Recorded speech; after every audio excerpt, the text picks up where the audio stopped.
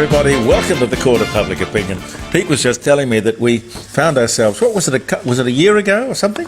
We got ourselves censored, banned in Russia? Yes. Well, I think that's almost a compliment, isn't it? What did they ban exactly? What was it I said? It was a breach of copyright for that Scottish person. The policeman? Oh, that was something that somebody sent me. It was on the internet. It was the head of the Scottish police apologising for apologising. He had to apologise for everyone. They banned that? In Russia. In Russia? Yeah. Why, I wonder? Breach of copyright. Breach of copyright. So Russia must have had a copyright on that little thing. Yeah, well, I tell you what, we have here in the Court of Public Opinion, reach. And if we're getting to Russia, we've got reach. And we have frequency every morning. Every morning. Actually, I'm behind in my response to some of the comments, so forgive me for that. I'll do that. I'll get onto that right away. It's June 6, D-Day, 1944. We'll come to that. I'll talk to you about that later. June 6. Happy birthday or happy wedding anniversary. If it's a day of celebration for you, I hope it's a great one. 1962, the Beatles met their producer George Martin for the first time. And they recorded Messa Me Bucho with Pete Best on drums. I don't think that ever got released or loose or... Never heard of it, no. Oh no, it's a kind of a Spanish, or not a Spanish, Mexican, Latin song, Besa Me Mucho. Don't know what it means, but I know the song. Never knew the Beatles did it. Anne Bancroft, American stage and screen Emmy, Oscar and Tony award-winning actress, The Graduate, The Miracle Worker, director, screenwriter, dies from uterine cancer at the age of 73, married famously to Mel Brooks. They were a very odd couple, but a wonderful couple. 2005 she died. Walter Chrysler founds the automobile manufacturing Chrysler Corporation, or as the Americans call it, Chrysler Corporation. 1925, Japanese forces retreat, ending the Battle of Midway in 1942. We should be cognizant of all this war stuff. We should remember this history. John Paul Getty, American oil magnate and billionaire, Getty Oil, dies at 83 in 1976. He went through all that scandal with somebody kidnapping his son and sending the kid's ear to him in a box, and he still wouldn't pay the ransom. Wouldn't pay the ransom. He was quite famous in the sense that there are a few stories about him which I won't get into for reasons of taste. But one of the things he did, strangely, was he had in his home a pay telephone.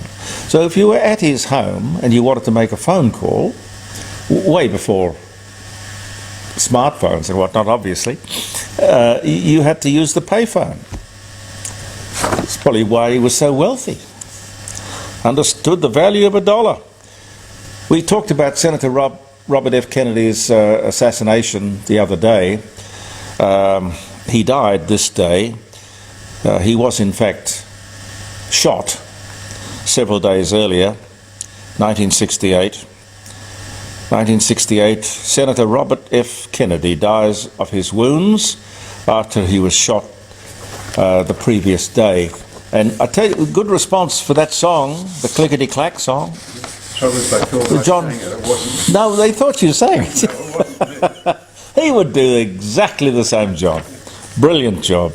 And one more, Robert Falcon Scott, the British explorer and leader of the ill-fated South Pole expedition, born Plymouth, England, 1868.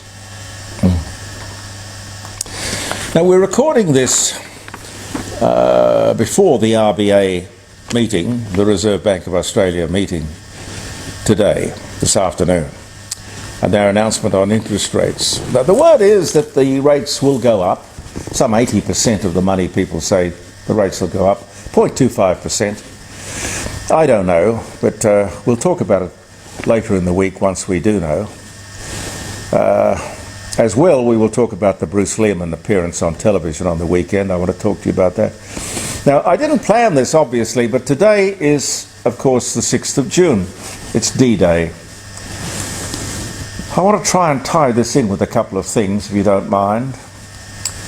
The Allies launched the greatest invasion in the history of the world to free the world from the Nazis and assure our freedoms.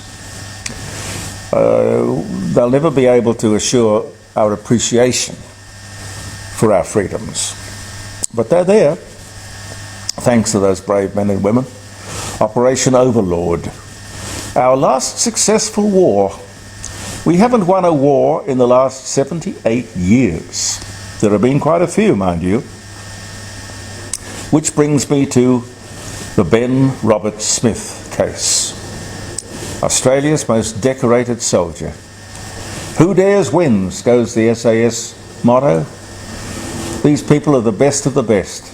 The SAS people. Could he be a murderer, a bully, a war criminal? The whole thing is, to me, like shooting Bambi. Perhaps this is really a war between Channel 9 and Kerry Stokes' Channel 7. I don't know. Forget I said that. But it could be. Look, terrible things happen in war. If we were truly civilized, we wouldn't go to war in the first place. Something else this case throws up is the ridiculously high cost of justice. Or really lawyers. We don't have a justice system, we've got a legal system. And all of this is going to rattle around in every area you could think of most painfully, particularly for veterans and the families of soldiers, present and past. I'm talking about the naming and the shaming of Australia's most decorated war hero. 6'7", 6'8" tall, Ben Robert Smith, a mountain of a man.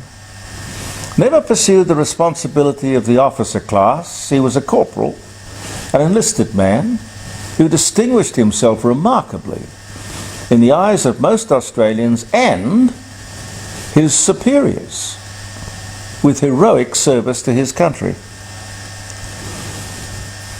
And I don't know what you call them, the glitterati, the elites, screaming for his blood. Take his medals, strip him of his awards, remove his exhibit from the war memorial. You name it.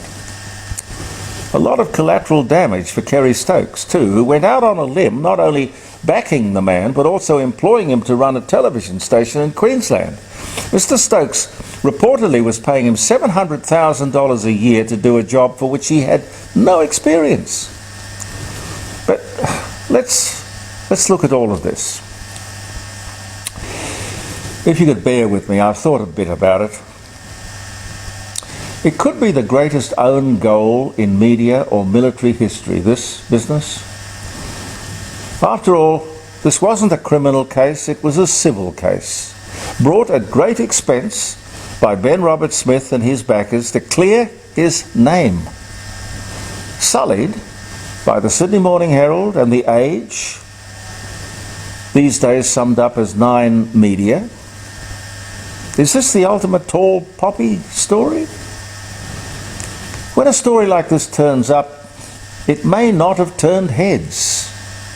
But when it's written by Chris Masters and Nick Mackenzie, great, respected, investigative journalists, the story stands up and stands out.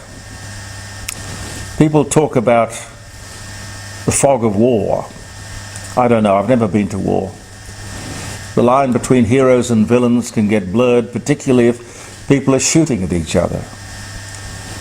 And this Middle East war is very different. The enemy doesn't wear a uniform. He or she, sometimes a child, is hard or impossible to identify. And remember, it could be said that a soldier is prepared for war, probably particularly the SAS. I don't know, I haven't done the exercise, but I would say he is desensitized, even brutalized, through his training and through his experience of combat. One would see some awful things in that war. Awful things being perpetrated by the Taliban, for example. You can almost imagine situation ethics taking over.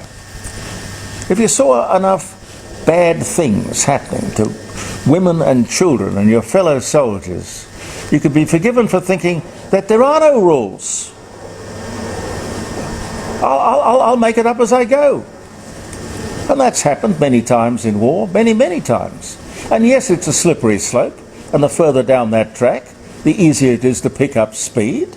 No Geneva Conventions here. Rules of war. Ethics of engagement.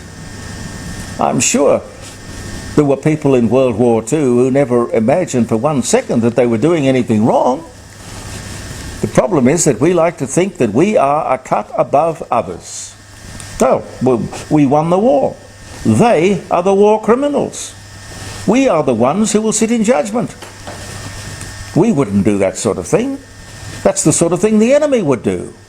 We're not like that. But there's another issue. Ben Robert Smith was a corporal, being in charge of a few men, a platoon. Above him would be a lieutenant. Above him, a captain. Above him would be a major. Then a lieutenant colonel, above him a colonel, and above him a general, all the way up the chain of command. Now, while these alleged war crimes were taking place, these war crimes that have effectively ruined this whole man's life,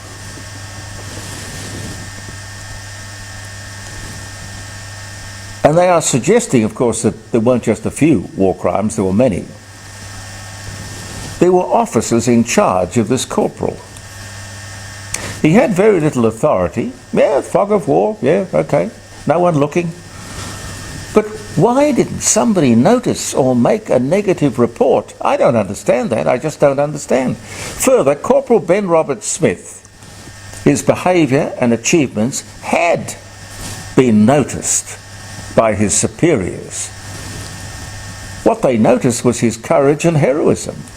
Nothing criminal, nothing of which they were critical. God, they put him up for the Victoria Cross and every other award and reward that they could bestow upon anyone. I mean, have you seen the fruit salad that man has on his chest? Accolades are not lightly given.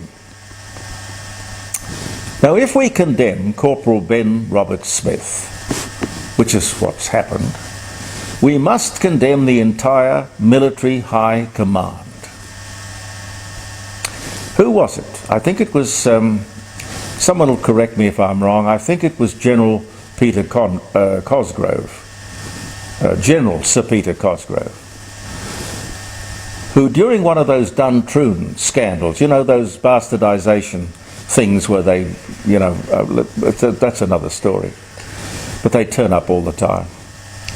He said, memorably, the standard you walk past is the one you accept. Well, a lot of very senior military people embraced this man, Corporal Robert Smith. What did these experienced military people walk past? They must have done quite a bit of walking past. They must have missed all the stuff that these journalists didn't. Is that credible? I ask you. I, for one, don't believe it.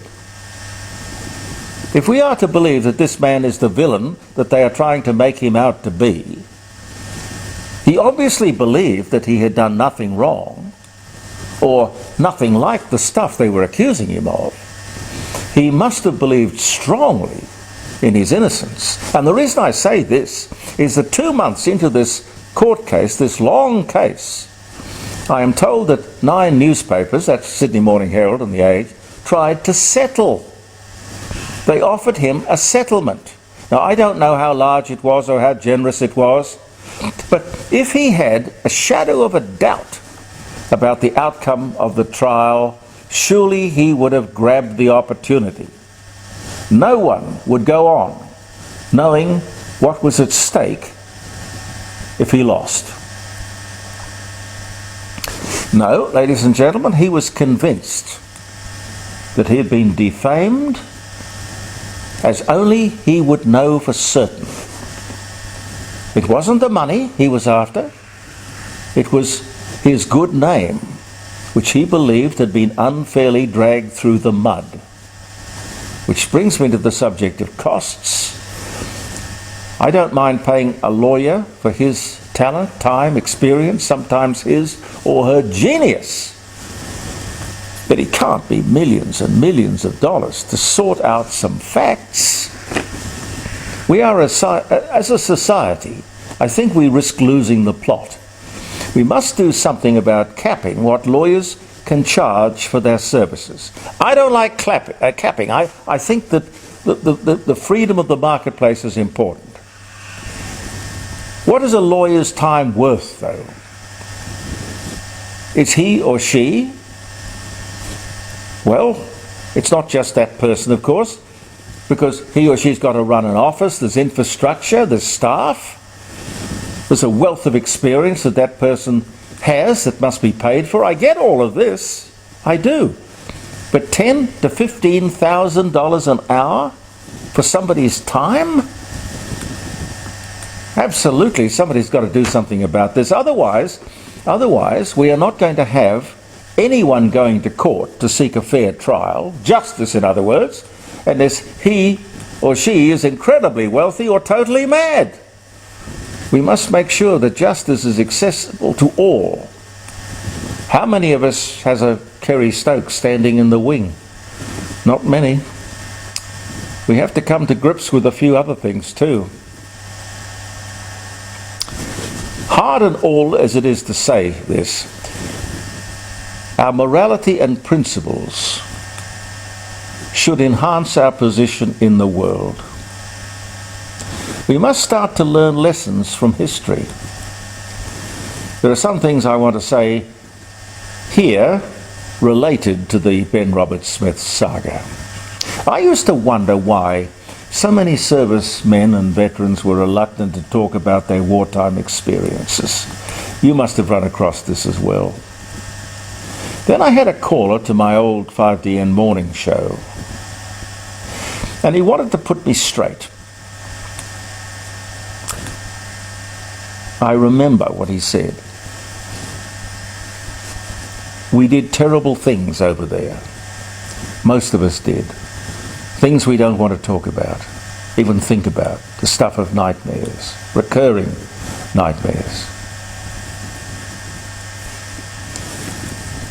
And these, ladies and gentlemen, these were the wars that we won.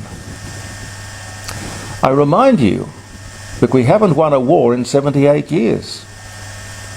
It's all well and good to have rules and conventions, but when only one side practices the ethics and morality, these are wars that we will never win, and we haven't. So why waste the young lives and taxpayers' money sending our best into harm's way with one arm tied behind their backs? War has changed dramatically. War has changed since Christmas Eve in 1914 on the Western Front, when they put down their guns and both sides met in no man's land. You probably know the story. They played football, they sang Christmas carols, and they exchanged gifts. And then, of course, went back to killing each other. Sort of a chivalry that existed then that doesn't now. I suggest that we only deploy our brave young men and women when we are sure that the enemy will be honourable, humane, and well-behaved, and ethical. And oh yes, we insist that they have read and understood and adhere to every word of the Geneva Conventions. We have this highfalutin thing called the United Nations, don't we? Put put there in 1945. We all contributed millions, if not billions, to this outfit. Its sole purpose, to maintain world peace, stop war. Law and order. They were the cop on the beat. Well, they still are the cop on the beat. What a great job they're doing, ladies and gentlemen. Anyway, I wanted to get all of that off my chest. No doubt I'll get comments about it.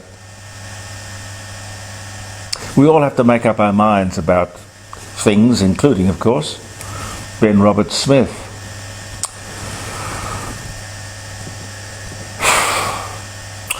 Have a great day. I'm Jeremy Cordeux. Pete and I will be back tomorrow. Believe in yourself. And thank you for viewing The Court of Public Opinion.